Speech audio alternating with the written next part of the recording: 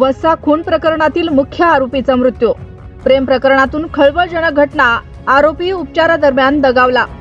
जिंतूर तालुक्यातील वस्सा येथे दिनांक 13 ऑगस्ट रोजी घडलेल्या थरारक खून प्रकरणातील मुख्य आरोपी लखन संतोबा आव्हाड वय वर्ष 30 यांचा अखेर उपचारादरम्यान मृत्यू झाला आहे.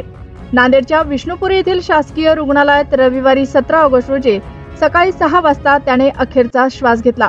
या घटनेमुळे संपूर्ण परिसरात पुन्हा एकदा खळबळ माजली आहे.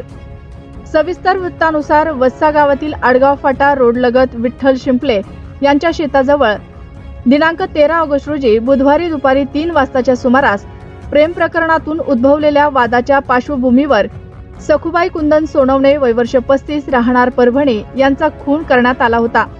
धारदार शस्त्राने गळा चिरून झालेल्या या खुनामुळे गावात तणावाचे वातावरण निर्माण झाले होते.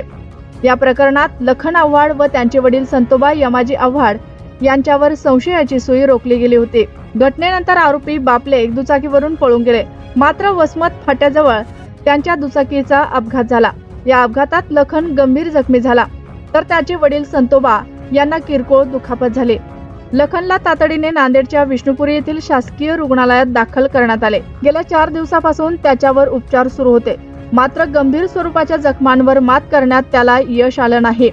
अखेर रविवारी सकाळी 6 वाजता त्याचा मृत्यू झाला. लखनच्या मृत्यूनंतर वस्सा परिसरात विविध चर्चांना उधाण आलं आहे. काही जण या घटनेला कर्मफळाची परिणिती असे म्हणत आहेत, तर काही जणांनी एका चुकीमुळे 2 कुटुंबे उद्ध्वस्त झाल्याचे सांगत सहानुभूती व्यक्त केली.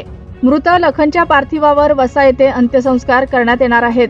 या खळबळजनक प्रकरणामुळे वस्सा व परिसरात भीतीचे वातावरण आहे. खून करणारा आरोपी उपचारादरम्यान दगावल्याने पुढील चौकशी व तपासावरही याचा परिणाम होणार असल्याची शक्यता वर्तवली जात आहे. बोरी पोलीस ठाण्याचे पथक या प्रकरणाचा तपास करत आहेत.